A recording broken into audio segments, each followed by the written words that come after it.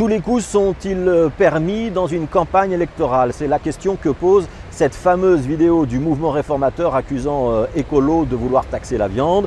Vidéo qui est à coup sûr un temps fort de la semaine et qui indique une évolution de notre communication politique. Bien sûr, critiquer le programme, le bilan des formations adverses, c'est un classique des campagnes électorales, mais on le fait habituellement lors des débats ou lors des confrontations à la télévision ou à la radio. Ce qui est relativement neuf ici, c'est d'y consacrer des moyens budgétaires et une communication de type publicitaire, ce qui existe largement aux États-Unis avec des campagnes comparatives et des clips de télévision particulièrement dénigrants, avait jusqu'à présent plutôt épargné la Belgique francophone.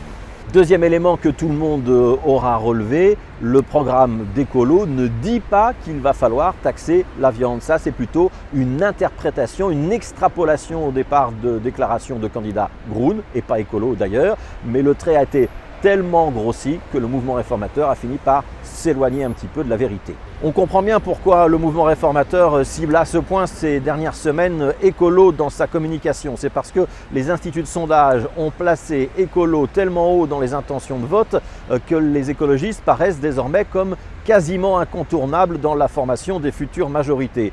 Et si en prime, Écolo et le Parti socialiste étaient en mesure de former des majorités à eux deux seuls, cela fermerait quasiment automatiquement la porte au mouvement réformateur. Pour le MR, il est donc essentiel, vital même, de faire redescendre Écolo de manière à rouvrir le jeu. Pour atteindre un objectif de communication, peut-on utiliser une ficelle aussi grosse qu'un bazooka? Ça, c'est pas sûr.